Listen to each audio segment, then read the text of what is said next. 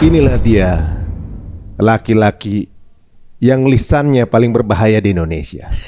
Inisialnya RG. Cuma kalau sekarang kan yang dilihat masyarakat adalah semua tuh begitu jelas bisa dilihat. Iya. Semua masyarakat hanya menjadi Penonton tahu tapi nggak bisa ngapa-ngapain. Oke. Apa impact terburuk yang bisa terjadi kalau misalnya ini begini terus kejadiannya? Oh iya, failed state, kita negara gagal. Bisa dikuasai oleh mafia negara ini.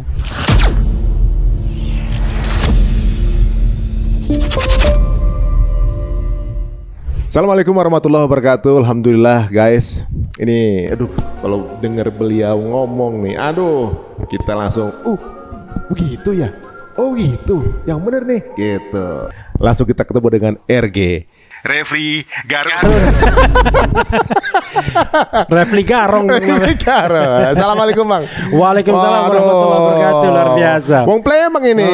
Wong Plemang. Tapi memang ya sama hari untung enak. Karena hari-hari selalu beruntung. Amin. Luar biasa. Waduh, emang lanang Plemang juga nggak ngalahin Tino Plembang gitu. Oh, tapi orang Palembang tuh hebat. Nggak ada yang nganggur. Ado gawe. Ya. Kadang-kadang ada loka. Ada loka. LKMD, loka makan daging. Loka makan daging. Ini Masya Allah nih Bang Refli. Tapi duduk proper begini nggak apa-apa ya? Tak apa-apa. Bisa. Mau diangkat juga boleh. Angkat satu nggak? Angkat satu, berangkat. Gitu. Nah, Bang Refli ini ibaratnya kalau kita bilang termasuk profil yang tegas dalam mengutarakan pikirannya atau pendapatnya. Insya Allah. Berapa tahun udah Bang ya? Saya usianya? Bukan ini channel apa? Oh, channel saya sejak 22 Maret 2020. 22 Maret 2020. Alasannya waktu itu mempositioning channel itu. Alasannya singkatnya, ya. Saya merasa ada televisi berita yang nge-ban saya. Oh. Jadi saya kan pada 2014 itu sebenarnya lebih pro Pak Jokowi, pro Jokowi. Lalu 2007 saya sudah mulai mengkritik. Ya. Nah, itu milestone-nya adalah ada 2 acara. Ya. Pertama, ada 2 kegiatan lah. Pertama, saya diundang oleh sebuah televisi aja ya. Ya. Saya dihadapkan dengan saya satu kubu dengan Rocky Gerung dan Babe Ridwan Saidi, ya kan? Oh, yang talk show berarti ya. Lawan saya TV One nih? Bukan, TV Kompas. Oh. Ya, fasilitatornya Rossi. Lawannya Fajrul Rahman, Ruhut Sitompul, sama Johan Budi. Tahu sendiri kan? Yeah. Saya bilang sama Rossi, loh, kok saya disatukan dengan Rocky Gerung dan lain sebagainya? Saya kan belum oposisi, saya bilang. Karena pada waktu itu saya masih komisaris utama BUMN. Ya nggak apa-apa lah Bang. Udah, satu. Kedua, saya nulis 3 tahun Jokowi di Kompas memimpin penegakan hukum. Saya mengatakan Jokowi itu tidak hanya unable, tidak mampu dalam hal memberantas korupsi atau pemberantasan korupsi, tapi juga unwilling, tidak mau. Alhamdulillah sejak itu saya disingkirkan dari grup-grup WA. Jadi itulah. Terlalu vokal. Itu termasuk BUMN-nya juga ya? Enggak, BUMN-nya masih 2020. Jadi saya udah vokal 2017. Yeah. BUMN-nya baru diberhentikan 2020. Why? Kenapa? Karena saya tidak pernah ikut tim sukses manapun. Kan saya, kan ada orang, misalnya ngeritik Jokowi, lalu melipir ke Prabowo, ya kan? Kalau saya enggak, saya tidak pernah ikut tim sukses Jokowi. Tidak pernah juga ikut tim sukses Prabowo. Cuma saya punya preferensi. Tahun 2014 preferensi saya ke Jokowi karena fresh blood, ya kan? Darah baru. Sementara Ono darah biru. Ono mantunya Soeharto, penguasa otoriter Orde Baru. Yang sini adalah wali kota, The Carpenter, ya kan? Tukang kayu dari Bengawan Solo yang punya prestasi dianggap wali kota terbaik sedunia, ya kan? Nah, 2019 saya netral, tetapi saya mendorong pemilu yang jujur dan adil. Karena yang berkuasa adalah Jokowi, ya otomatis saya sering mengkritik kan jadinya kan.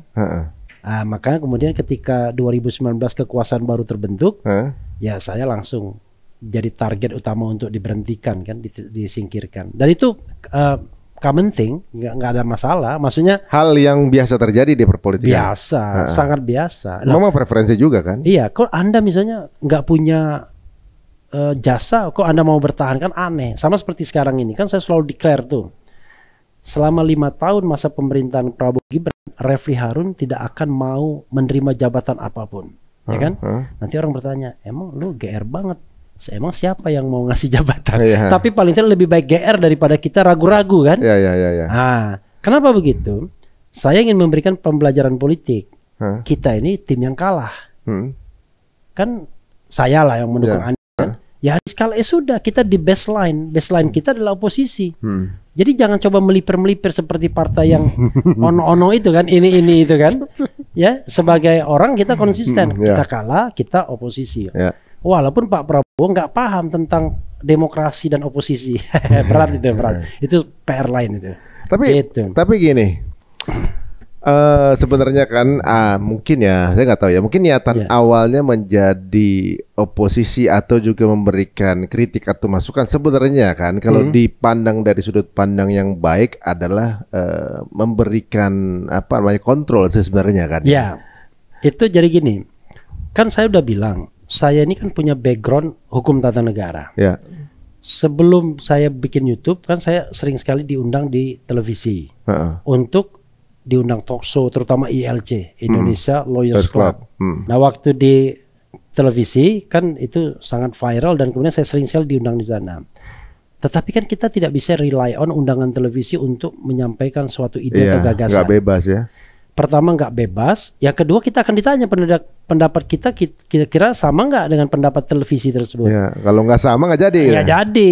Lalu 2019 itu 2019 betul-betul pecah kan dukungan dua televisi yang berita itu kan.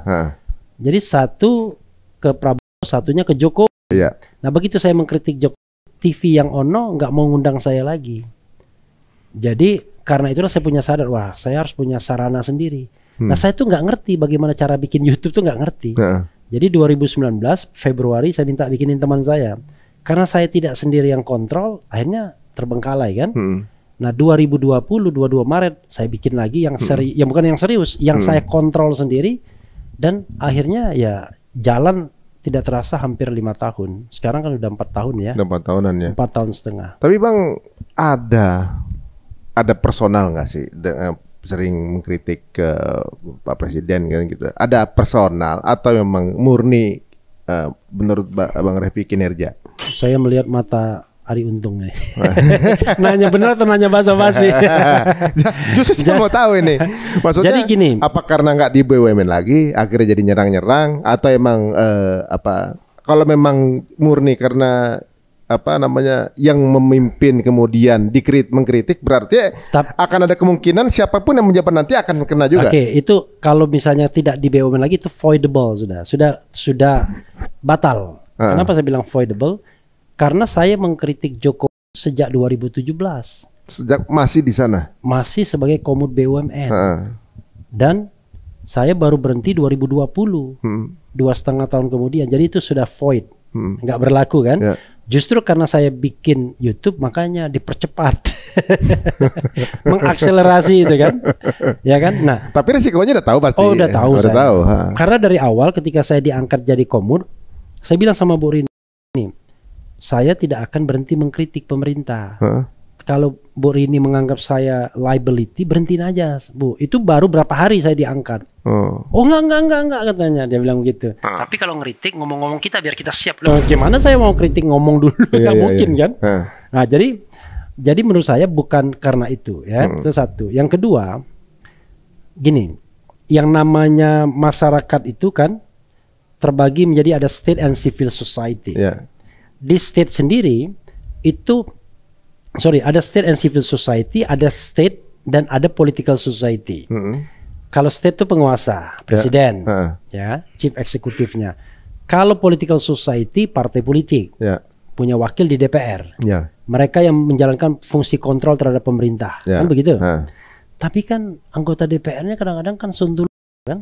Let's say KM 50. Kan itu jelas-jelas pelanggaran HAM berat misalnya.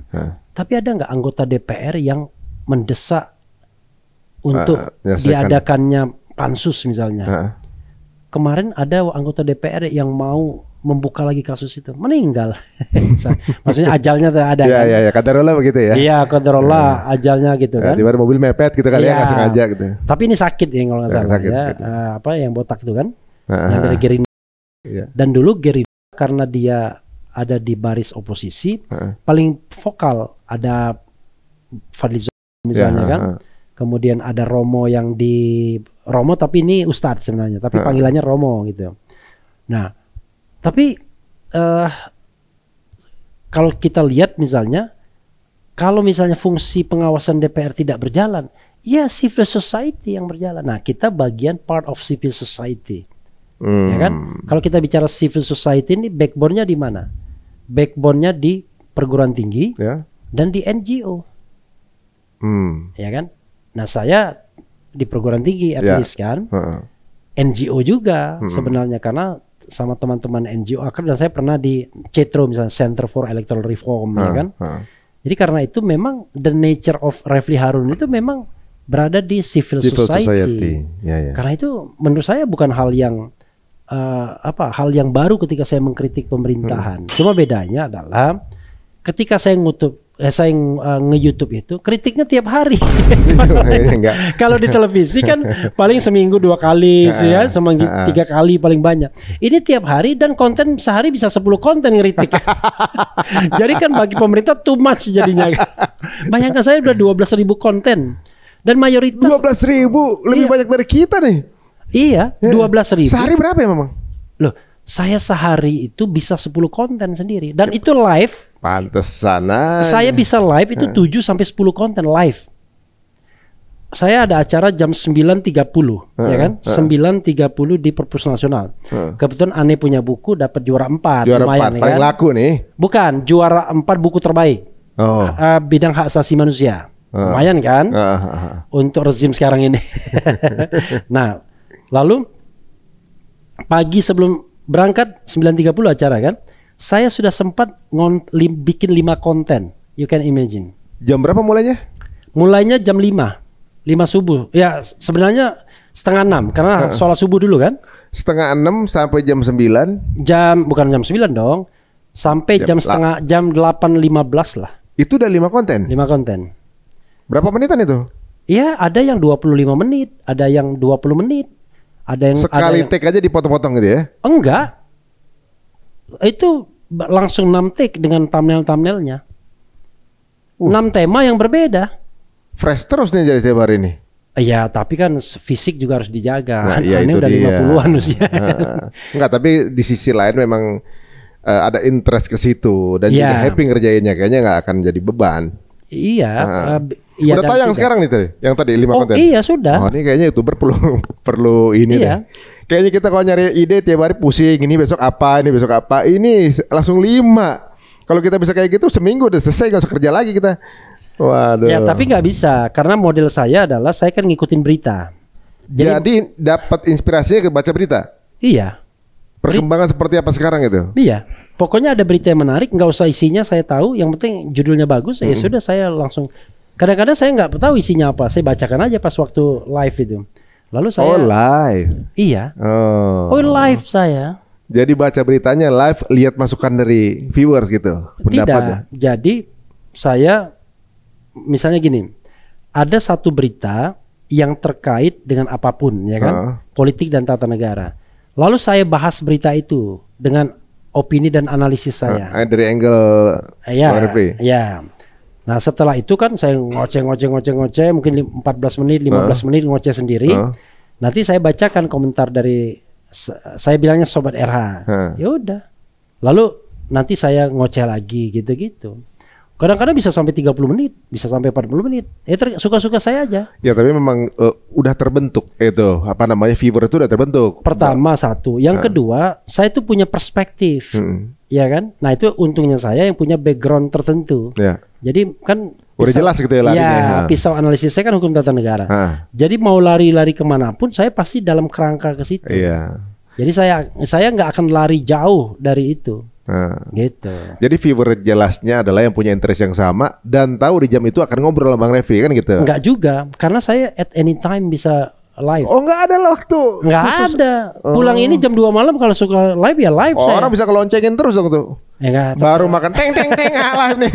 Baru sebentar lagi mulai teng lagi dagang. Gua beli baju teng ya Bang Revi lagi live. Pernah dia undang Deddy Corbuzier. Gila lu. Anjing lu katanya 2 jam jam 2 lu live katanya. Kata-kata anjing itu kata-kata akrab ya. Bukan dalam konteks menghina gitu. Ya gitulah. Tapi sebenarnya kalau kita lihat ya di dunia pemerintahan di negara manapun pasti ya namanya kritik ke pemerintah tuh hal yang wajar. Oh iya, sangat wajar. Itu menunjukkan kalau sayang dengan negara ini gitu. Sayang dengan pemerintahnya juga untuk bisa menjalankan kinerjanya, mengkoreksi, kan sebenarnya seperti itu ya. Itu yang kalau kita bicara normal. Kalau pemerintahnya nggak normal pasti nggak suka. Ciri-cirinya adalah kalau pemerintahnya kolusi dan nepotisme, pasti nggak mau dikritik. Nggak terima kritikan. Oh iya dong. Kalau dia korupsi, nggak mungkin orang itu mau dikritik. Karena ada yang ditutupinya. Gimana coba? Lah ya kan. Hanya pemerintah yang tidak KKN. Ya, yang tidak ada masalah di dalam dirinya, yang bisa secara lapang dada menerima kritik. Jadi kalau Pak Prabowo misalnya menerima kritik dengan marah-marah, ada masalah berarti dia. Tapi kalau dia nggak ada masalah, dia akan ketawa aja menerima kritik gitu. Nah, lebih dewasa dalam itu common sense. Sama seperti kita kan. Kalau kita dikritik tiba-tiba merasa bahwa benar juga kritik dia, kita ada rasa marah.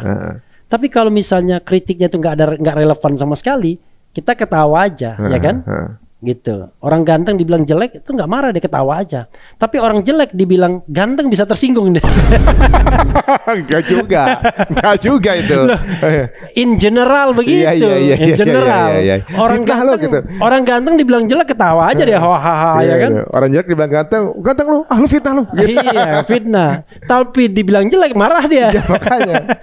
Nah, kan dulu sebenarnya Bang Revi itu kan pemilih Pak Jokowi sebenarnya. Oh iya, 2014. Kan? Nah, sekarang berubah menjadi kalau partai jadi oposisi nih, oposisinya beliau. Oh, itu gampang menjelaskannya kalau saya. Itu apa menurut Bang Revi, apakah orang bisa berubah tujuannya di jalan atau menurut Bang Revi berubah tujuannya atau bagaimana? Kan dulu gini, yang kita pegang tuh value, nilai, bukan orang. Orang bisa berubah tapi value yang kita pegang harus tetap. Kenapa saya 2014 pilih Jokowi? Karena saya berpikir dia fresh blood. Dia akan menjaga demokrasi. Dia akan memberikan harapan. Jangan salah, yang ketipu kan majalah sekelas Time juga ketipu kan. A New Hope kata ini kan. Sekarang ditulis lagi from A New Hope to Mulyono. Ini Time selalu gitu. Iya, kata magazine. Untuk menunjukkan bahwa yang tadinya New Hope, ya kan, sekarang ada diolok-olok begitu ya. Nah, jadi menurut saya yang berubah bukan saya, yang berubah Pak Jokowinya. Oh, ya kan? Dari di awalnya kita berharap dia menjadi pemimpin yang adil, pemimpin yang demokratis, pemimpin yang mau mensejahterakan, tidak KKN dan lain sebagainya, kan begitu. Dan itu ketika awal pemerintahan sangat lumayan loh. Begitu dia membentuk tim kabinet, dia kan kemudian menyerahkan namanya itu kepada KPK kan, untuk di stabilo merah, stabilo kuning, stabilo hijau. Bahkan ada yang tersinggung gara-gara itu kan.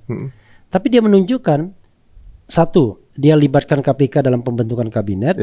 Yang kedua, dia larang rangkap jabatan. Makanya Caimin pada waktu itu milih menjadi ketua umum partai, katanya nggak mau jadi menteri kan.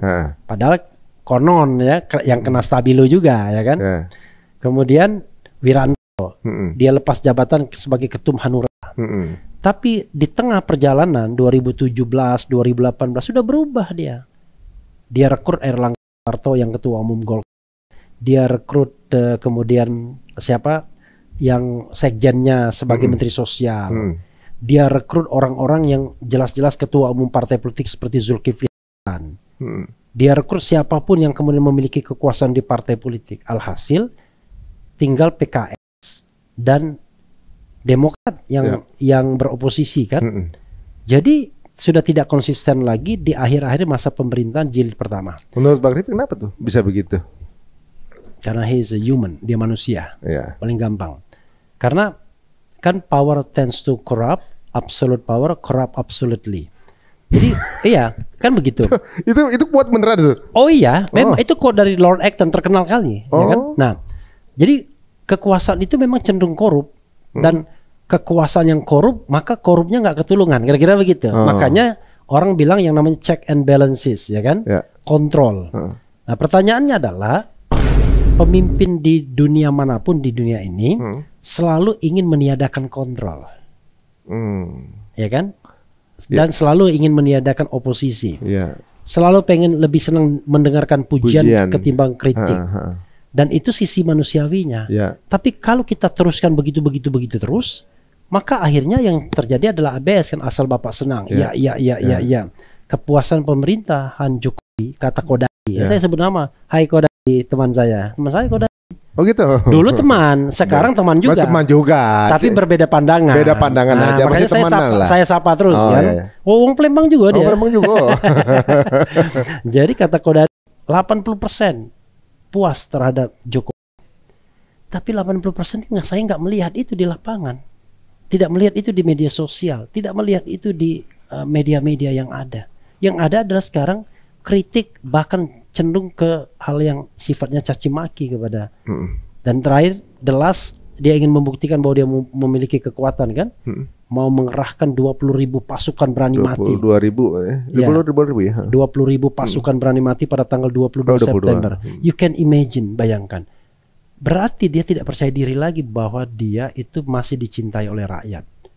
Dia ingin show off first. Orang yang show off first kan secara psikologi kan nggak percaya diri sudah. Kalau dia percaya diri, dia nggak perlu show off first gitu. Jadi ibaratnya kalau saya boleh ini ya Bang, setiap pemerintahan pasti ada tentu korupnya, itu pasti ada. Oh iya.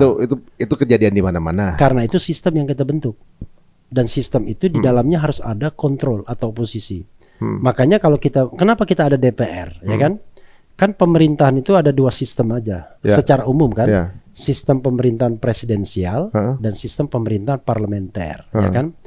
Kalau sistem pemerintahan presidensial, maka DPR itu, the nature of DPR itu adalah pengontrol, pengawas, kan begitu? Kalau parlementer, separuh atau minoritas dari parlemen itu adalah oposisi, kan begitu? Di Indonesia ini dengan gaya pemerintahan Prabowo dan Jokowi nggak jalan kontrol itu, karena semua dimasukkan ke dalam kabinet lalu tidak punya lagi hak kontrol di DPR. Jadi kalau dia mau mengontrol, dibilang kau kan bagian dari pemerintahan, masa ngeritik kami. Padahal kalau kita bicara tentang yang namanya pembagian pemisahan kekuasaan DPR itu terpisah dengan pemerintah. Semestinya. Iya, tapi ini kan kita pilih sistem. Masa kita pilih sistem nggak konsisten? Kalau enggak ya pilih aja parlementer. Parlementer memungkinkan grand coalition itu. Semua partai politik membackup pemerintah. Misalnya in case of emergency, ya kan? Dulu pernah terjadi zaman Winston Churchill, Perang Dunia Kedua. Semua partai politik membackup dia karena ada lawan. Karena ada musuh bersama. Musuh bersama. Nah, begitu negara tidak ada musuh bersama seperti sekarang ini, perlu kontrol pemerintahan. Begitu. Tapi memang kadang-kadang ya. Ente lebih serius tuh dibandingkan Deddy Corbuzier, saya lihat. Enggak juga, enggak. Ini enggak, emang karena saya emang nggak tahu, Bang. Jadi saya pengen tahu doang gitu. Kita pengen tahu doang gitu. Emang keris aja kan, nggak pernah ngomongin politik, jadi ilmunya kurang gitu. Jadi kepengen tahu. Oh, emang bener. Saya ngomongin negara lain soalnya. Jadi tadi jadi lupa deh mau nanya apa.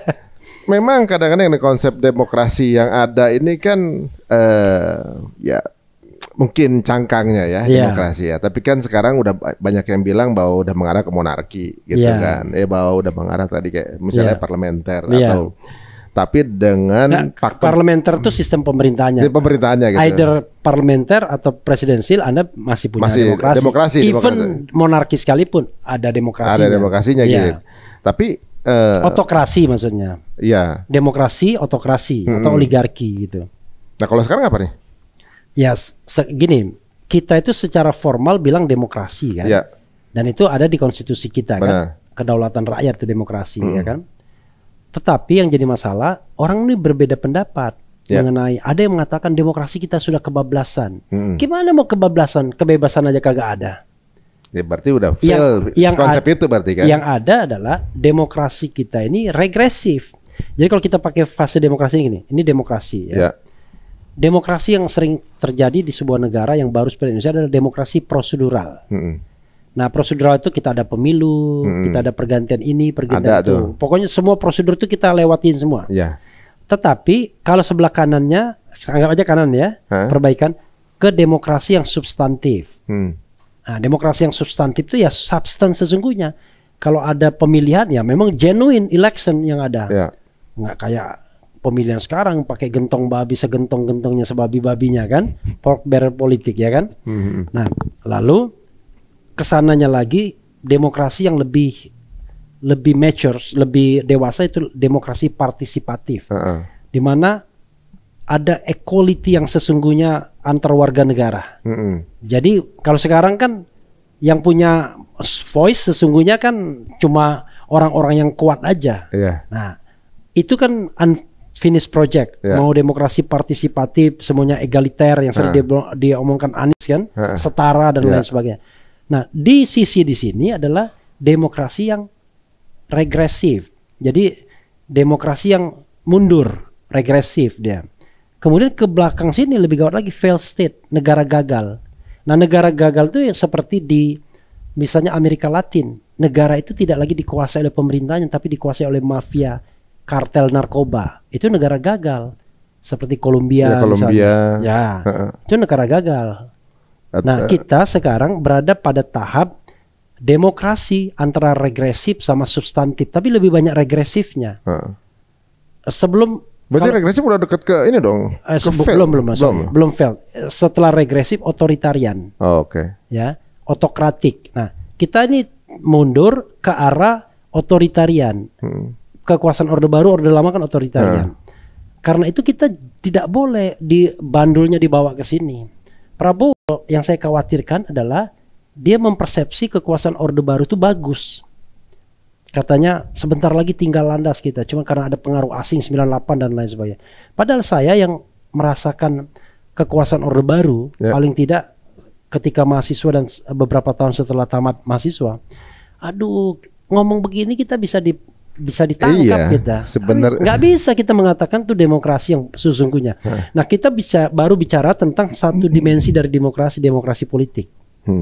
Kan demokrasi itu ada demokrasi politik, ada demokrasi ekonomi yang paling substantif. Nah, kita baru bicara demokrasi politik dengan hak-hak tradisionalnya, kebebasan berpendapat, kebebasan berserikat. Itu sebenarnya kalau dari sisi hak asasi manusia itu baru generasi pertama, baru purba. Baru di awal dong. Baru di awal. Karena kalau kita bicara tentang HAM selanjutnya, hak-hak selanjutnya itu sudah hak-hak yang sifatnya komunal, misalnya right to development, hak atas pembangunan, udah lebih tidak perorangan lagi. Siapa yang negara mana yang udah menjalani hampir semua? Bukan negara Skandinavia. Udah begitu kan? Oh, dia kan baik sekali. Kita bisa lihat dari indeks demokrasi dan indeks HAM mereka kan. Jadi negara-negara Skandinavia contoh negara yang punya indeks demokrasi baik, indeks HAM baik. Sehingga kesejahteraan kehidupan rata-rata, kebahagiaan rata-rata tinggi. Jadi free speech-nya juga dihargai di sana? Oh iya, sangat. Bukan lagi di beberapa negara demokrasi yang benar, yang sesungguhnya lah saya anggap nggak ada orang dipenjara karena ngomong. Ya, ada satu negara ada yang dipenjara gara-gara ngomong. Di apa namanya, dikriminalisasi ada. Di Konoha itu. Enggak. Jadi kalau kita bicara negara demokratis, enggak ada orang di penjara karena ngomong. Karena berlaku freedom of speech. Pertanyaannya adalah begini. Kita kan pakai teori. Bagaimana kalau saya mengkritik Jokowi? Sepanjang yang saya kritik adalah Jokowi as the president, dan tidak mungkin selain presiden, karena 24 hours dia presiden kan? Sepanjang saya mengkritik Jokowi dan dia masih presiden, maka sah saya mengkritik dia. Jadi dia tidak punya room sesungguhnya untuk mengkriminalkan saya, karena dia kepala negara, kepala pemerintahan, dia adalah primus inter pares. Tapi kalau saya mengkritik Arie Untung kan begitu. Maka bukan pejabat publik. Bukan pejabat publik. Anda bisa marah sama saya. Tetapi private case, kasus private, mungkin Anda menuntut ganti rugi, pencemaran nama baik, macam-macam lah. Tetapi diupayakan itu tidak tuntutan pidana, tapi tuntutan perdata. Why? Karena Refli lawan Ari Untung. Kalau Anda mengadukan ke polisi, berarti Anda ingin menggunakan tangan besi negara untuk memenjarakan saya, dan itu tidak baik dalam demokrasi. Jadi negara itu jangan terlalu sering menggunakan tangan pidana dia untuk nangkap orang. Ini the last resort harusnya. Kalau udah kebangetan. Bukan kebangetan. Ini nggak bisa. Ini hanya digunakan untuk penjahat harusnya. Ya, kalau perdata ini kan perbedaan. Iya, beda pandangan tuh mestinya harus diselesaikan. Tapi kalau Anda memperkosa, Anda menjamret, Anda merampok, itu lain cerita. Kriminal. Itu kejahatan, bukan pelanggaran. Nah, kalau negara seperti itu, santai kita ngomong-ngomong. Nggak pusing kita. Karena yang dikritik substansial juga, maksudnya memang ada dasarnya, juga. Ada buktinya, ada datanya gitu. Iya, even kalaupun saya ngatain pemerintah, misalnya saya pernah di Amerika itu lihat boneka no brand, ya kan, nggak ada otaknya. Itu boneka George Walker Bush, ya kan. Waktu itu dia presiden, kan ada masalah. Ya free speech ya. Iya. Jadi mereka punya kebebasan untuk berekspresi. Ada patung, ditinjuin, nggak ada masalah. Nah, nanti orang bilang, tapi kan itu gaya barat. Nah, itulah susahnya kita. Kita tidak pernah ngambil hal-hal yang substantif. Itu kayak Levi's ya. Dia bilang, kalau ada dua kebudayaan berbenturan, maka kebudayaan yang paling lemah, yang lebih lemah akan mengambil hal-hal yang tidak substantif dari kebudayaan yang kuat. Masuk akal. Nah, contoh misalnya, Levi's itu budaya apa? Ini apa namanya? Yang ini kalau wong Palembang tuh blue jean biru. Blue jean biru ya. Tukang ngawan sapi kan? Bukan, kenapa mereka pakai blue jeans? Kenapa? Karena mereka kan pekerja keras, petani, ke peternak dan lain sebagainya. Biar nggak gampang rusak gitu. Biar nggak gampang rusak. Tapi di Indonesia dipakai apa? Buat gaya. Gaya, kan tidak substantif, bukan substansinya kan? Oh jadi kan jadi style, jadi lifestyle. Iya, tetapi maksud saya ketika terjadi perbenturan kebudayaan, maka yang kita serap tuh bukan etos kerjanya, tapi lifestyle-nya gitu loh. Masuk akal, sehingga yang terjadi orang pakai jeans bukan untuk ke sawah, ya kan? Tapi untuk gaya kalau untuk gaya. Padahal the nature-nya untuk ngangon sapi dia kan? Ngangon sapi, untuk ngangon kuda kan begitu. Benar. Nah dengan kondisi sekarang nih Bang, kan tadi fungsi kontrol itu kan seperti tiada sekarang. Jatuhnya kan sekarang kita masuk dalam era tanpa oposisi lah, jatuhnya kan gitu. Walaupun gini, persamaan sudut pandang atau persamaan preferensi pilihan itu hal yang wajar. Dalam pemilu, dalam hidup bernegara, saya sama teman saya beda pilihan itu hal yang wajar. Nggak suka pun juga hal yang wajar gitu kan. Apa namanya, teman saya ada bilang nggak boleh kita ngomongin pemerintah. Kalau nggak boleh ngomongin pemerintah, ya Allah nggak bakal ngomongin Firaun lah gitu kan. Jatuhnya kan seperti itu.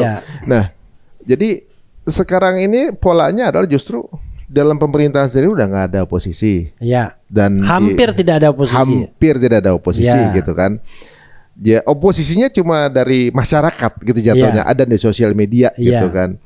Seolah-olah pemerintah sendiri udah dengan kota kosong juga nih. Ya kan, pemerintah dan kota kosong gitu.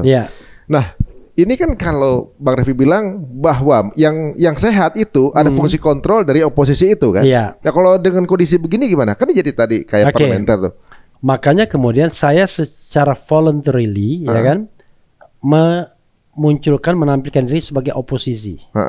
Soal diakui atau tidak. Jadi saya opposition in out system. Jadi ada opposition in system. Jadi opposition in system itu adalah oposisi di parlemen.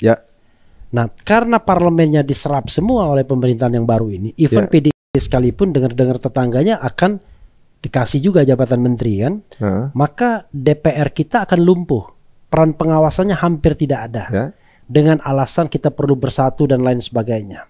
Padahal kita sudah pakai kredonya tadi, kekuasaan itu cenderung korup, yang tidak bisa dikontrol, maka kekuasaan korupsinya tambah jor-joran. Karena itu oposisinya beralih ke masyarakat. Nah, kalau kita bicara mengenai misalnya yang namanya bangunan negara, kan sesungguhnya kan tidak hanya eksekutif, legislatif, yudikatif. Ada the four estate of demokrasi, yaitu media misalnya. Nah, fortunately bagi kita, semua orang bisa menjadi citizen jurnalis, ya kan? Oh, ya. Bisa jadi penggali berita. Ya. Sehingga dia netizen kita udah kayak gitu kan, udah kayak Intel sekarang. Tetapi kan menurut saya, kalau misalnya pemerintahnya benar, pemerintah tidak akan pernah khawatir. Kalau pemerintahnya benar, apapun yang berkembang di masyarakat mudah sekali dia stop. Karena dia memiliki sebuah trust, ya kan? Kepercayaan dari masyarakat ketika pemerintahnya ngomong A, orang percaya. Yeah. Tapi kita ini kan low trust society, masyarakat yang rendah sekali kepercayaannya kepada pemerintah. Pemerintah ngomong enggak dalam konteks misalnya Jokowi misalnya. Olo-olonya apa? Kalau Jokowi ngomong iya berarti tidak, kan begitu kan? Sekarang begitu ya? Orang kan percaya begitu. Apakah Bapak Presiden cawe-cawe? Lo enggak tahu kok tanya saya, kan bisa gitu. Itu artinya dia tahu dan memang dia cawe-cawe. Kan banyak hal. Ya terserah lah kepada Gibran, ya kan, ya udah besar sehingga saya kan nggak ikut-ikutan. Ya nggak mungkin lah. Orang tahu kalau dia ikut-ikutan, iya kan? Emang pemenangan itu dia nggak terlibat dalam proses pemenangan pemilu? Ya terlibat lah. Itu kan common sense saja kita. Yeah. Kalau nggak terlibat, nggak bergerak birokrasi dan kemudian aparat untuk memenangkan pasangan calon tertentu. Nah, saya frankly speaking, saya tidak menunjuk objek tertentu, tapi saya bicara tentang sebuah fenomena, kan begitu. Tapi kalau dampak buruknya apa? Kalau dengan keadaan seperti ini tanpa oposisi, ada dampak buruk yang bisa terjadi nggak? Dampak buruknya sederhana. Apa? Pemberantasan korupsi kita jalan di tempat sudah 2 tahun terakhir. Itu yang paling jelas dan measurable, terukur. Jadi waktu SBY memerintah, ya ini sering saya ulangi ya. Pertama kali dia memerintah 2004 itu, indeks persepsi korupsi kita itu 20 angkanya cuma. Jadi 0 sampai 25 itu negara sangat korup. Itu kita sangat korup. Itu hampir sangat korup. Bukan, 0 sampai 25 tuh range-nya itu sangat korup. Nah, kita di 20. Kita di 20. Hampir berarti. Bukan, sangat korup. Kalau 25 ke atas sampai 50 itu korup. Kita iya. 50 ke atas sampai 75 bersih, 75 ke atas sampai 100 nggak mungkin, sangat bersih. Nah, berarti masuk di sangat korup nih. Iya, kita di range sangat korup. Oleh SBY selama 10 tahun dari 20 itu dia naikkan ke 34. Artinya kita masih korup tapi lumayan. Ya. Udah pada zona yang tidak paling bawah kan. Masa awal pemerintahan Jokowi, makanya saya katakan baik, dia bisa naikkan itu sampai 40, hampir 40. Masih sangat korup, masih korup tapi lumayan. Tapi itu hanya sampai 2019 pada periode pertama pemerintahan dia. Begitu periode kedua 2020 turun dari 40 turun ke 37. Kemudian naik sedikit 38 dan 2 tahun berturut-turut 34. Itu artinya apa? Pemberantasan korupsi jalan di tempat. Tapi kalau kita bicara tentang range selama 10 tahun, itu ya kita rugi. Jalan di tempat kok 10 tahun. Artinya tidak ada prestasi apa-apa dalam pemberantasan korupsi. Kalau salah satu indikatornya IPK. IPK kan biasa digunakan orang untuk melihat indikator pemberantasan korupsi di suatu negara. Tapi itu data tersebut bisa dimanipulasi juga Pak? Oh enggak. Itu yang membuat indeks persepsi korupsi ini Transparansi Internasional dan dia kredibel. Berarti kita masuk di ranah korup masih ya? Masih korup. Tetapi persoalannya adalah tidak ada tren meningkat, trennya menurun. Dari 40 ke 37, 38, 34, 34 lagi. Artinya tren pemberantasan korupsi kita bukannya meningkat tapi menurun. Kan yang paling penting itu adalah tren. Ya, grafiknya walaupun masih 35 tapi naik ya. Iya, tapi ini sempat 40 tapi turun lagi gitu. Berarti bisa ditakutkan bukan pemberantasan malah bisa jadi berjamaah dong nih. Oh, itu sudah terjadi, it happened already. Makanya saya katakan begini. Bagaimana bisa jadi happen already? Jadi gini, saya ya 3 kali mendengar Prabowo mau memberantas korupsi. Di Qatar Economic Forum ketika dia di interview Bloomberg. Yang kedua, dia ngomong itu di PAN. Yang ketiga dia ngomong itu di Nasdem. Ya kan? Menarik sih, ya kan? Wah, ini kayaknya punya komitmen dia untuk memberantas korupsi kan begitu. Tetapi saya tidak melihat itu dalam tindakan yang nyata nanti ketika membentuk kabinet. Dia mengatakan kita nanti biayai, bila perlu koruptor kita kejar sampai Antartika, kan begitu. Padahal ketika dia bicara di Rapimnas, orang-orang di depan dia itu banyak yang koruptor. Iya kan? Cuma kan kita nggak bisa nunjuk satu-satu kan. Ada yang main tambang, ya kan, dulu kan terkenal sekali kan siapa yang main tambang kan. Pokoknya kalau mau izin tambang ini cash, ya kan, atau saham, ya biasanya cash minta. Kemudian ada yang main minyak goreng, ya kan, ada yang main kehutanan, hak pengusahaan HPH, kemudian ada yang macam-macam. Nah, ada yang 11 kasus sehingga mundur jadi ketua umum partai misalnya. Dan orang itu, ada yang kemudian menjadi menteri tapi kakaknya main, ya kan, main-main di wilayah-wilayah kerja dia kan. Gelontorkan dana, beli saham dan lain sebagainya. Nah, unfortunately orang-orang seperti itu akan kepake lagi. Why? Kenapa? Karena berjasa dalam pemenangan. Pertanyaannya adalah pemilu atau pilpres itu mahalnya minta ampun. Dari mana uangnya? Jadi menurut Bang Refli bahwa yang ditunjuk untuk mewakili atau menjabat mewakili masyarakat dalam bidang-bidang yang nanti so-called kementerian, bukan orang yang berkompeten, tapi melainkan bagi jatah. Mereka itu kompeten, cuma tidak amanah. Iya kan? Gini misalnya, barangkali ya di kementerian dia itu ada yang namanya kemajuan, ya kan? Tetapi ya korupsinya juga tetap, ya kan? Ya, kalau kita pakai Bank Dunia, to some extent korupsi itu bisa melakukan akselerasi pembangunan. Tapi ada toleransinya di bawah 5%. Ya. Begitu nih. Iya. Itu kajian. Karena gini, paling gampang nih, Bro Ari ya. Misalnya kita birokrat, ya kan? Kalau birokrat tuh jujur banget ya kan. Ada zaman gubernur apa gitu. Keluar Palembang kita aja, jujur bengak kali. jadi kita ini terpengaruh karena di depan kita ini suami orang Palembang soalnya. Nah, kalau misalnya jujur banget gitu kan, menjalankan sebuah proyek, ada dua kemungkinan. Dia malas, tidak punya insentif kan, ya kan? Atau dia kerjakan tapi korup.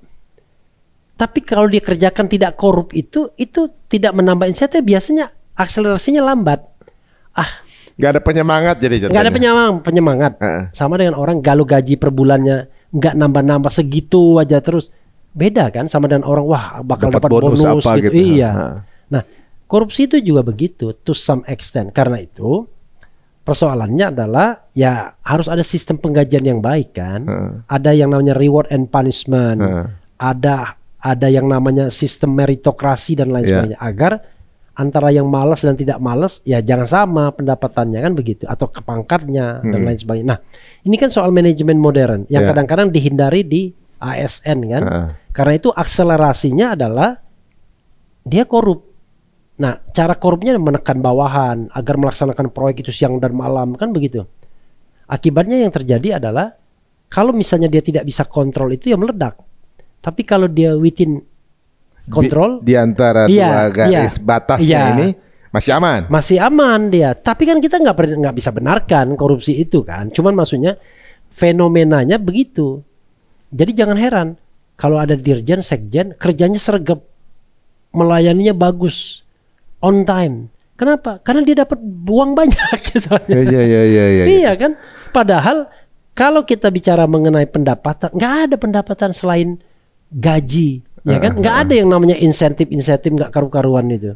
Jadi secara nggak langsung siapapun yang menjabat pasti nggak mungkin pure.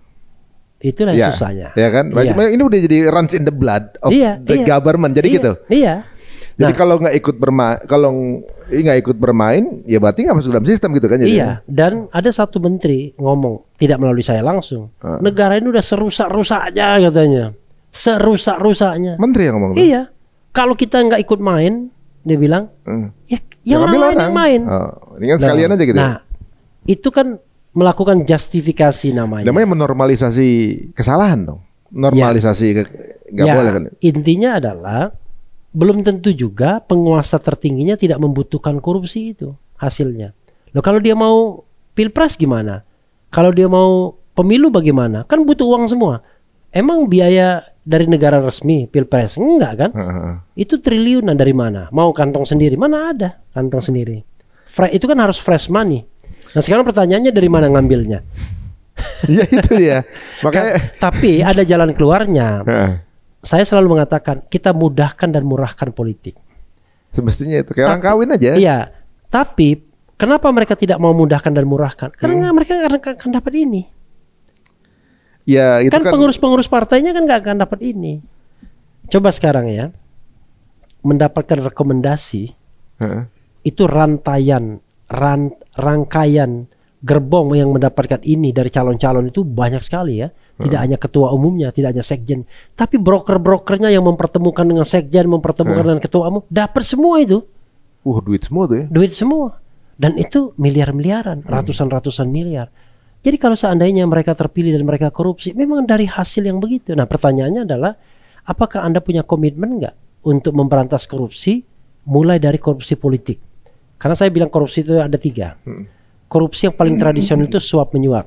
Udah biasa kan? Biasa. Ngurus SIM, ngurus apa, nyuap. Itu korupsi yang tradisional. Ditilang gitu. Ya. Yang kedua, korupsi itu fasilitas. Korupsi fasilitas itu misalnya kita penguasa, kita kasih privilege sama dia, kita menangkan tendernya, itu fasilitas kekuasaan. Itu belum bahaya. Itu termasuk korupsi tapi? Oh iya dong. Penyelewengan. Itu kan conflict of interest kan. Itu kan trading in influence bisa juga begitu. Nah, tapi belum bahaya 2 nih. Paling bahaya itu adalah korupsi jaringan. Itu paling bahaya. Korupsi jaringan itu biasanya korupsi politik.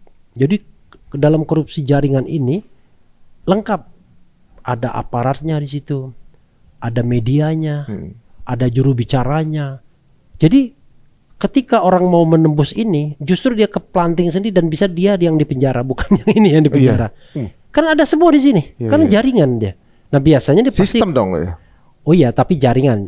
Artinya gini, misalnya tambang, korupsi tambang, nggak mungkin korupsi tambang itu tidak berjamaah. Iya, tidak melibatkan kekuasaan nggak mungkin, tidak melibatkan aparat nggak mungkin.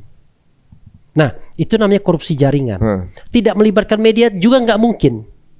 Media bisa ikutan? Ya. Oh, buat pencitraan ya atau nutupinnya? Bukan, bisa jadi media disumpel kan? Oh, untuk nggak bahas itu ya? Iya, untuk tidak memberitakan itu, baik dengan cara yang stick, pentungan atau carrot dikasih wortel. Wah, ini kalau kita ngeliat gini kan banyak sistem yang maksudnya ya keliru lah. Ibaratnya. Oh iya. Ya maksudnya gini. Kayak ini sih sistem yang udah runs in the system. Kalau nggak main ya diambil orang kan gitu. Udah bermain di sini. Dah kan mungkin yang sekarang lagi kejadian sekarang misalnya kayak ya mungkin merubah undang-undang apa segala macam gitu ya. Ya itu gini. Korupsi jaringan juga tuh. Makanya ibaratnya dalam semua politik pasti ada lah gitu kan. Cuma kalau sekarang kan yang dilihat masyarakat adalah semua tuh begitu jelas bisa dilihat. Iya. Semua masyarakat hanya menjadi penonton tahu tapi nggak bisa ngapa-ngapain. Oke. Apa impact terburuk yang bisa terjadi kalau misalnya ini begini terus kejadiannya? Oh iya, failed state, kita negara gagal, bisa dikuasai oleh mafia negara ini. Kan kalau seandainya yang berkuasa itu para koruptor, kan jadi negara mafia. Oh, mafia juga ya? Iya, jadi mafia yang ngontrol kekuasaan. Nah kalau mafianya itu penguasa itu sendiri kan lebih cepat lagi menjadi negara mafioso. Kalau kita udah berapa persen sekarang ke situ menurut pandangan Pak Rifki? Saya mengatakan kalau saya state sebagai negara mafia itu rasanya terlalu berlebihan masih, ya kan?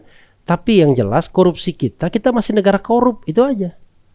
Masih dikorup ya, masih ada harapan cerah lah ke depannya gitu ya. Ya, saya selalu harapan itu kan tidak berdasarkan angka, tapi berdasarkan hati aja. Iya, kita nggak pernah tahu tiba-tiba. Iya, otak mengatakan spesimis, tapi hati mengatakan mudah-mudahan ada keajaiban. Benar. Saya mengatakan sering begini, saya tahu bahwa pemilu pilpres dan pileg itu adalah pemilu yang comberan, saya bilang.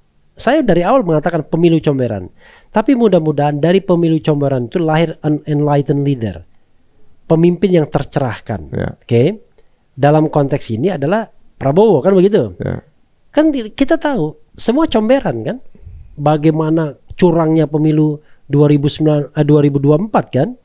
Nah, kita berharap ada an enlightened leader, ada seorang pemimpin yang tercerahkan. Dia tahu, oh ya, saya berasal dari comberan, saya tahu itu. Saya main curang, ya kan? Saya pokoknya main gentong babi, ya kan? Main pork barrel politik, main kekuasaan, main aparat, main birokrasi dan lain sebagainya. Tapi saya ingin menyudahi ini. Kan begitu? Sehingga dia bekerja sebaik-baiknya. Nah, pertanyaannya adalah, kalaupun pemimpin itu punya niat yang baik, niat saja nggak cukup kadang-kadang. Dia harus menerapkan sebuah sistem manajemen modern yang memang anti corruption, ya kan? Dia bisa membuat sebuah sistem. Nah, sekarang pertanyaannya adalah, kalau dia mengakomodir orang-orang korup dalam pemerintahannya karena hanya memenangkan atau karena dititipkan penguasa sebelumnya, dari awal dia failed, gagal. Oh, nanti kalau dia sudah berkuasa, ya kan, kita akan pecat dia, kita akan ganti. No, nggak akan terjadi. Kenapa? Kelebihan koruptor itu adalah biasanya dia pintar yang namanya menyenangkan bosnya. Bener nggak? Ya, maintain ya. Dia maintain, dan maintain itu enak sekali. Saya butuh ini, keluar. Saya butuh ini, keluar. Tanpa mekanisme APBN. Kalau kita pakai APBN kan lama kan. Nanya dirjen sekjen, Pak, ini anggarannya nggak ada. Wah, mungkin. Tapi coba kalau yang misalnya dia di entertain yang korup itu, beres Pak, cepet beres Pak. Iya, kayak private jet. Nyambung ke sana. Iya kan? Nggak mungkin kan pakai mekanisme APBD dan APBN kan? Makanya kata Bobby, nggak mungkin dengan APBN. Yang memang nggak mungkin. Tetapi dengan jalinan korupsi tadi, dengan jalinan nepotisme tadi, ya bisa di-provide seperti itu. Emang tidak ada kepentingannya orang provide jet pribadi kan begitu. Iya, ini kan masih dalam pembahasan. Masih dalam pembahasan. Gitu. Tapi gini, ada dua sisi nih setelah tanggal 20, Bang. Ini prediksi pesimis, prediksi optimis. Gitu. Tapi gini, ada dua sisi nih setelah tanggal 20, Bang. Ini prediksi pesimis, prediksi optimis. Misalnya gini kan, saya main dua-duanya. Main dua-duanya ya kan. Ibaratnya sekarang ini kan ada optimisme, ada pesimisme yang ada di masyarakat sekarang. Akan sama, akan berubah gitu. Setiap pemimpin baru selalu menawarkan harapan. Tetapi sejarah membuktikan setelah berapa tahun harapan itu sirna. Ini determinisme histori. Ini determinisme sejarah kan begitu. Kita coba lihat dari presiden-presiden terdahulu kan, sama polanya. Polanya sama. Patternnya gitu ya. Iya, selalu begitu kan. Tetapi walaupun kita sudah tertipu dengan sejarah berulang-ulang, tetap saja kita berharap, ya kan? Bener nggak? Menghibur diri. Iya, menghibur. Siapa tahu ini kali ini berbeda. Kali ini beda, dapat hidayah, dapat hidayah. Kan? Maka saya ingin mengatakan bahwa bagi seorang Prabowo cukup pengalaman hidup dia untuk membaiki negara ini. Karena kalau dengar omongan dia, bagaimana dia kesalnya dengan korupsi, kesalnya dengan penguasaan sumber daya alam oleh segelintir orang, ya kan? Kesalnya dia lihat, marahnya dia lihat kemiskinan dan keterbelakangan rakyat. Atau keinginannya untuk diingat dalam sejarah. Bisa jadi. Tapi yang paling penting kekesalannya itu. Bagaimana dia melihat kok bangsanya ini. Makanya orang mengatakan melabelnya sebagai seorang nasionalis, ya kan? Saya lihat tuh Prabowo nasionalis katanya. Ya, saya sampai berdebat sama kakak ipar saya. Nasionalis. Satu. Tapi itu akan dipengaruhi dua faktor. Orang di sekitar dia. Kedua, kemampuan dia menerapkan manajemen modern, menjadikan kata-kata itu sebagai sesuatu yang terejawantahkan. Kan nggak bisa cuma ngomong doang. Emang cuma omon-omon. Dia sendiri bilang omon-omon. Yang dilakukan Pak Prabowo sekarang baru omon-omon memberantas korupsi. Benar nggak? Karena dia belum bertugas. Belum pegang kekuasaan. Tapi kalau kita cek-cek bisa kan. Dia kan sudah jadi sudah jadi Menhan, ya kan? Kalau kita cek ada juga, tapi it's okay ya. Nah, Karena itu kemampuan itu yang akan menentukan. Kedua, orang sekitarnya. Sekarang pertanyaan paling sederhana adalah, kalau Anda merekrut orang partai politik, kira-kira ada nggak interest dia untuk main? Kalau orang partai politik yang dijadikan menteri, udahlah semuanya pasukan dia ada di situ semua. Dan kalau Anda menguasai satu kementerian, itu pemain semua isinya bisa. Makanya kemudian rebutan kan, dan biasanya patternnya adalah secara tradisional partai tertentu pengennya jabatan di situ, di kementerian itu, karena dia sudah tahu mainnya, lahannya udah tahu dia, panjang pendeknya, celahnya dan lain sebagainya. Kalau dia mendapatkan portofolio yang baru, bisa jadi dia tidak dapat apa-apa karena di situ pemain lamanya sudah nggak bisa diganggu gugat lagi. Iya kan? Yang paling gampang kan pemain itu kan pengadaan barang dan jasa, lalu pemberian izin macam-macam kan. Nah, karena itu dia menguasai itu. Kira-kira ada nggak yang nggak main aktor politik di kementeriannya? Susah. Kecuali kalau dia orang yang independen, tidak belongs to any political party. Itu pun kredo anti korupsinya juga harus kuat. Tapi di Indonesia ini lahan-lahan basah itu justru diisi oleh para menteri dari partai politik. Memang begitu kan sekarang posisinya. Ya, harusnya kan kalau kita mau menyelamatkan perekonomian negara, jangan diisi orang-orang begitu. Memang orang terpilih yang berkompeten. Iya, kan? Harusnya profesional murni. Paling tidak yang orang profesional dan amanah kan. Ya. Tapi ini coba lihat Menko, menteri. Kenapa? Karena itulah bagian dari bargaining politik mereka. Kalau cuma dikasih portofolio yang kering, ya nggak mau mereka. Nggak ada bargaining power deh. Iya, minimal walaupun misalnya tidak ada kaitannya sama ekspor impor, perdagangan dan lain, minimal menguasai birokrasi hukum misalnya. Itu duit juga itu. Iya kan? Iya. Tapi sekarang gini, kita ngelihatnya nih perpolitikannya berubahnya lumayan cepat. Lumayan banyak pola yang kita pikir akan begitu nggak begitu. Banyak yang berubah nih. Iya. Dengan cenayangan Bang Refli tadi, ya ada pesimis, ada optimis juga gitu kan. Di belakang ini kan ada sesuatu yang cukup rame ya, cukup viral gitu ya. Di mana dalam menjalankan satu perusahaan itu ya butuh kekompakan ibaratnya kan gitu, antara pemimpin sama bawahannya gitu ibaratnya. Nah ini kan ada sesuatu yang keluar di media yang menunjukkan ada mungkin postingan lama begitu ya, yang justru sebenarnya dia adalah hatersnya pasangannya ini. Dan yang saya ngomongin negara lain ini, negara lain. Nggak apa-apa, itu gini, sesuatu yang sudah muncul ke publik. Dan sudah diberitakan, nggak apa-apa kita sebut, nggak ada masalah. Itu gitu. Bagaimana Bang? Pandangan Bang Refli sendiri kan gini ya. Saya nggak ngebahas detail postingannya ngomong ini apa ya. Tapi kan sepertinya ada hatred dengan calon presiden. Sedangkan mereka ini akan berpasangan loh. 5 tahun bukan hal yang sepele. Dan yang dipegang bukan hal yang kecil. Nah, sekarang saya ingin kita melakukan kalkulasi politik.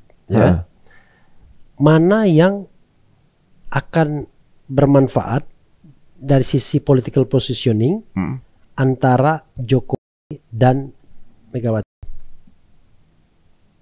Saya nggak berani guess. Bagaimana Bang Refli? Guess saja. Mana yang apa? Mana yang lebih bermanfaat bagi Prabowo dari sisi political positioning antara Megawati dan Jokowi? Ya jelas kan beliau bersama Pak Jokowi sekarang kan. Megawati lah kok. Loh, Jokowi tinggal 35 hari lagi ngapain? Sekarang setelah dia 35 hari lagi, dia bukan siapa-siapa setelah tanggal 20 Oktober. Tapi kan sistem yang sudah terbangun. Oke, kita satu. Kecuali nanti ada kecualinya ya. Pertama 20 Oktober, ya kan? 20 Oktober tuh tongkat komando primus inter pares ada di Prabowo.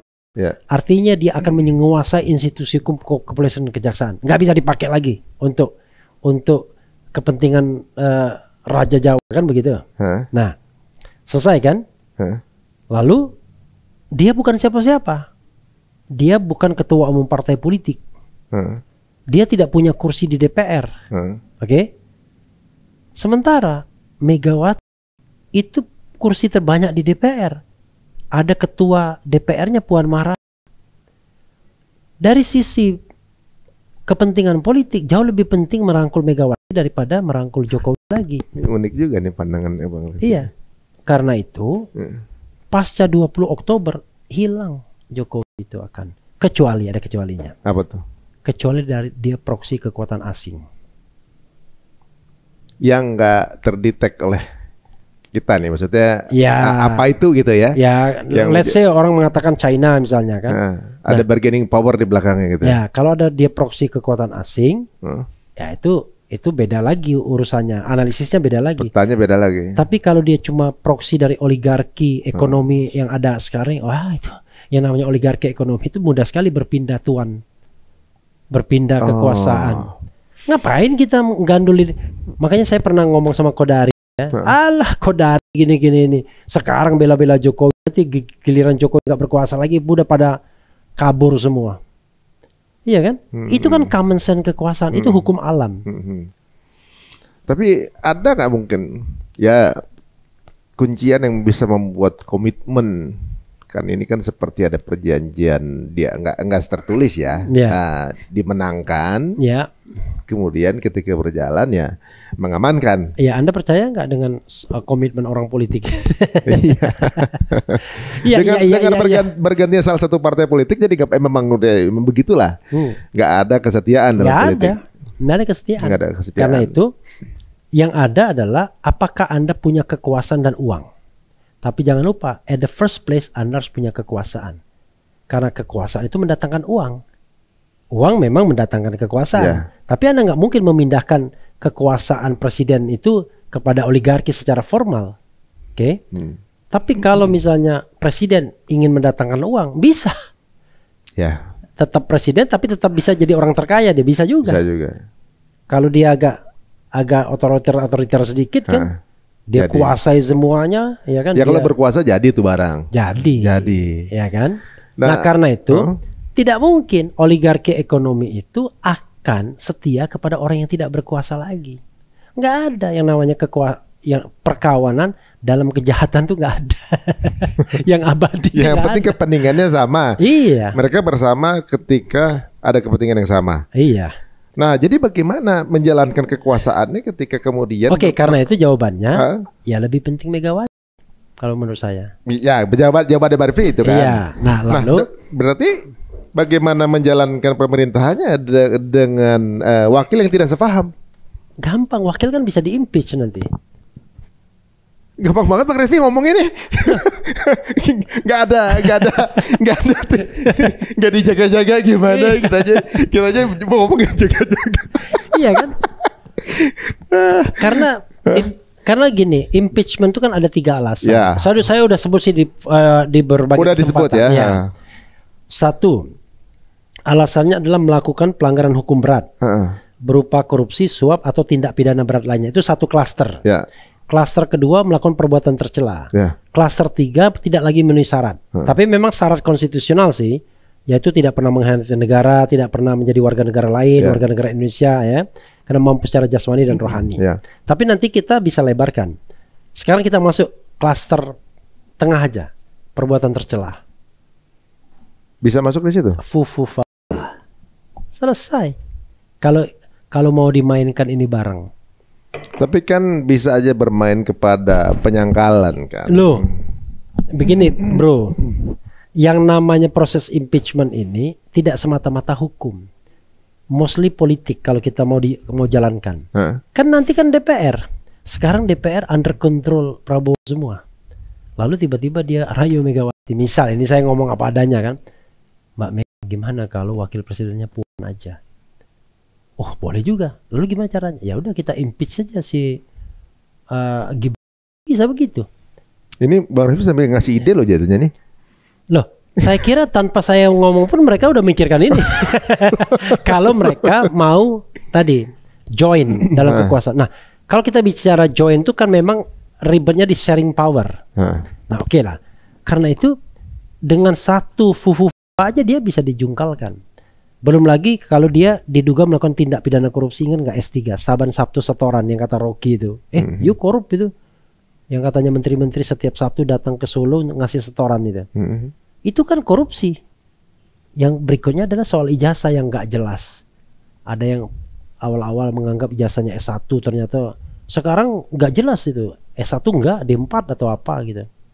Nah itu sendiri kan ada upaya untuk melakukan perbuatan tercela atau tidak memenuhi syarat, jangan-jangan ijazah SMA pun nggak ada. Tapi saya ingin mengatakan adalah so easy kalau seandainya kekuatan politik sudah kompak untuk menjatuhkan seseorang. Nah sekarang pertanyaannya adalah untuk kompak maka mostly tergantung Prabowo. Oh jadi peta perpolitikan tergantung tokoh sentral ini. Iya karena dia sudah menguasai semua. Iya. Walaupun tadi yang disebutin Bang Rify tadi sebenarnya dugaan akan kesana walaupun belum terbukti sekarang kan. Apa sudah? Belum. Saya cuma perkiraan. Bukan. Saya bicara memang belum saatnya dia ngomong itu. Apa kita alasan sampai sekarang belum ngomong apa-apa? Iya karena ini barang kan harus dilantik dulu. Kata kalau pakai menggunakan bahasa Bali, ini barang harus dilantik dulu. Iya. Iya kan? Belum jadi ini barang deh. Belum jadi ini barang. Ngapain saya ngomong macam-macam? Makanya dia puji-puji aja terus. Tapi begitu dia sudah dilantik, nah, gua bosnya. Ini kayak film dulu, ada film lama dulu, Return to Eden ya kan? Film dari Australia. Ya. Langsung dia, so he is the boss langsung. Ketika dia menguasai saham perusahaan itu kan. Itu sederhananya kan begitu. Kalau misalnya Bang Rify berpikiran seperti ini, gitu ya, ada juga mungkin yang punya pikiran yang sama. Iya. Pasti juga di sisi lain juga punya pikiran yang sama, dan juga akan ada penjagaan untuk itu. Misalnya ada kecenderungan ke sana, misalnya pasti ada juga. Sekarang antisipasinya. Saya tanya, siapa yang bisa mencegah Prabowo? This is the question. Siapa yang bisa mencegah dia? Kan saya mengatakan tokoh sentralnya kan. Ya. Kalau tokoh pinggirannya ngomong apapun, Prabowo nggak bergerak ya santai. Tapi ini tokoh sentralnya ngomong, saya ingin Gibran diganti. Jalan nggak barang itu? Ya jalan-jalan aja. Jalan lah. Kemarin itu kalau Bu Mega tidak mencegah, jalan tuh 3 periode itu. Tapi karena ada faktor Bu Mega dan dia partai besar dan dia partai yang berasal dari Pak Jokowi berasal dari sana, ada perasaan orang nggak enak. Nah sama seperti sekarang ini, Jokowi tidak enak terhadap Golkar. Kan Golkar udah dikuasai kan melalui Bahlil. Yeah. Tapi dia takut seperti pencuri yang ditangkap basah. Lah kan, apa gua kata lo mau jadi ketua dewan pembina ya di situ. Hanya kan nggak ada nama dia. Pertanyaannya adalah, apakah nama dia akan ada di injury time saat-saat terakhir? Saya nggak yakin. Kenapa? Penguasa baru akan lebih cenderung ke istana baru. Karena kenapa? Kalau dia tetap di istana lama, lo sebentar lagi ada munaslup lo berhenti. Oke, saya kasih contoh PKB. NU begitu percaya diri kan? Ya. Karena dia merasa membantu pemenangan Prabowo. Oke. Dan dia mau bikin munaslup tandingan untuk menggeser Caimin. Lalu ada munasnya Caimin, muktamar. Caimin mau diganggu dan lain sebagainya. Tapi apa sekarang yang terjadi sekarang? Aman-aman aja tuh Caimin. Kenapa? Konon istana lama bilang ketika ada yang menghadap gimana? Waduh, kalau soal PKB tanya Prabowo. Itu yang saya dengar isunya. Tanya Prabowo bilang, saya sudah mendapatkan komitmen dari Caimin bahwa Caimin akan membantu pemerintah selama 5 tahun selesai. Yang tadinya mereka beramai-ramai mau bikin muktamar tandingan, gak ada lagi ceritanya. Kan ada kan kemarin kan muktamar tandingan ya, gak ada. Iya kan? Lalu kepengurusan Caimin sudah disahkan oleh Andi Aktas. Pertanyaan, Andi Aktas mengganti Yasona Lawli itu karena Jokowi atau karena kehendak Prabowo? Kan kita juga bingung. Ini jangan-jangan perintah Prabowo karena orang Gerindra yang menggantikan. Dan untuk mengamankannya bangsa-bangsa kayak ini muktamar begini gitu. Ini pembahasan begini sebenarnya kan juga pasti ya maksudnya secara kancah perang yang ada sekarang ini ya maksudnya ya bisa dibilang perang bukan perang ya ibaratnya kayak semacam namanya juga kan perpolitikan gitu ya. Ini sudah secara terbuka dan gamblang gitu diskusi seperti ini Bang, ini nggak ada nggak masalah apa-apa? Nggak ada masalah karena ini analisis belum tentu benar. Tapi Anda tahu berapa persen kebenarannya? Nah begini, politik itu ada kan saya selalu ngomong panggung depan dan panggung belakang. Panggung depan itu relatif seperti air, begini aja riaknya. Panggung belakang itu setiap saat bisa ganti. Yang tadinya A bisa B, yang B jadi C, D jadi D, D jadi E. Bagaimana Anda kemudian mengatakan wah analisis Refli salah tuh nggak benar? Saya ngomong berdasarkan kondisi saat saya duduk sini. Pas saya pulang bisa aja udah berubah. Panggung belakang dinamis banget ya. Oh iyalah. Loh, Mahfud MD sudah berpakaian putih untuk dideklarasikan sebagai calon presiden.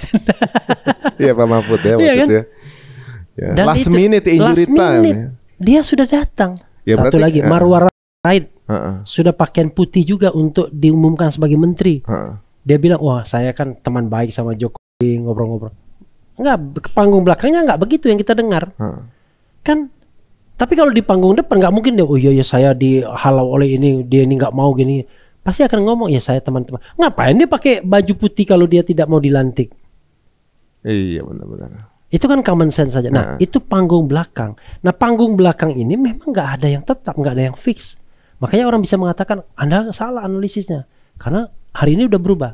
Udahlah Anies dan sudah pamit sama ibunya. Tapi kata ibunya memang pamit terus dia kalau pergi. Iya. Udah pamit. Mau deklarasi. Refli Harun pun udah bikin konten deklarasi. Akan diumumkan jam 11 siang, ya kan? Kagak ada. Berubahnya drastis sekali. Di Jawa Barat begitu juga. Yang Jawa Baratnya malah udah GR ya kan? Akan ada kejutan-kejutan baru gitu. Senang banget tuh dia Ono Surono itu kan. Akan dipasangkan dengan Anies. Tiba-tiba batal. Kalau ini yang membatalkan Anies sendiri. Jadi itu namanya panggung belakang politik. Nah, panggung belakang ini nggak mungkin diomongkan oleh aktor-aktor politik di depan panggung. Yang bisa ngomongnya analis, ya kan? Analis kan mengira-ngira apa yang terjadi di belakang panggung itu. Jadi gitu. Politisi itu nggak boleh baper ya sebenarnya. Nggak boleh baper. Makanya kuncinya Anda harus menjadi manusia yang punya nilai, ya kan? Man of value. Kalau Anda nggak punya nilai, korupsi misalnya, ya Anda akan baper, Anda akan marah-marah terus, Anda akan ketahuan. Marah itu untuk nutupin. Oh iyalah, untuk nutupin, ya kan? Apalagi menggunakan aparat hukum, itu tambah lagi. Kelihatan kan kalau di dalam pemilu ada suara itu, oh aparat bermain di daerah tertentu di Sumatera kan? Bukannya itu yang diklarifikasi, malah yang menyebarkan konten itu yang kemudian ditangkap. Yang kemudian diproses, kan kelihatan betul bahwa itu untuk membuat orang Bambang T misalnya bikin buku mengenai ijazah Jokowi, bukannya diklarifikasi oleh DPR, kan DPR ini wakil rakyat kalau tidak salah wakil rakyat, kan kalau ada rakyat yang dikriminalisasi karena membuat buku harusnya kan tergerak dia, nggak bisa dong kayak begini. Yang ngelindungin bosnya mestinya kan, bosnya kan rakyat. Iya, kan melindungi bosnya, dia kan wakil cuman dia. Tapi dengan dia diam aja, padahal so easy untuk mengetahui ijazah Jokowi itu palsu atau tidak. Mudah kan? Tinggal bikin hak angket, selesai itu barang. Kan tinggal dipanggil setnek-nya. Ini ada isu ini, mana ijazah aslinya? Selesai kan? Apapun dia kan harus provide. Oh, ijazah aslinya hilang. Ya minimal apa kek yang untuk menunjukkan bahwa dia memang pernah di situ. Lalu namanya hak inquiry, kan dia kan tidak bisa iya aja. Dia panggil rektor UGM, dia panggil dekan di kamar tertutup, tinggal tanya, Bapak punya catatan nggak sebenarnya? kan? Akhirnya kan terbongkar semuanya. Tapi itu tidak dilakukan. Lalu yang dikorbankan warga negara yang membuat itu. Nah, sekali lagi, panggung depannya everything is okay, panggung belakangnya riak-riaknya yang benar terjadi di belakangnya. Di belakangnya. Jadi menurut Bang Refli masyarakatnya mesti gimana gitu?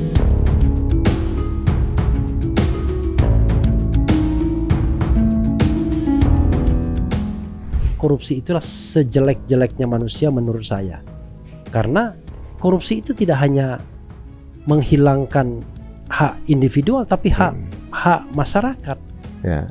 Jadi one day saya diceritakan kakaknya Ali bin Abi Thalib ya. Saya cuma dapat cerita ya, mau minta uang sama Ali bin Abi Thalib yang khalifah, kan begitu. Lalu kata Ali bin Abi Thalib gini, kita ke pasar aja, cari toko yang ramai itu, lalu kita rampok. Heran kan kakaknya, oh kalau enggak kita cari aja rumah orang kaya. Nah orang kaya itu kita rampok. Loh, kan saya kan cuma minta uang dari kamu, kan kamu kan bisa menyisihkan dari uang yang ini. Awalnya dia ini gajinya dikasih separuh, dibelah dua. Loh, kan dia nggak mau dong gajinya separuh. Dia maksudnya dia bisa nggak diambilkan dari kas negara ya kayak orang korup lah kan, gitu. Kadang bagi kita kadang-kadang bos gitu kan bisa bagi-bagi duit.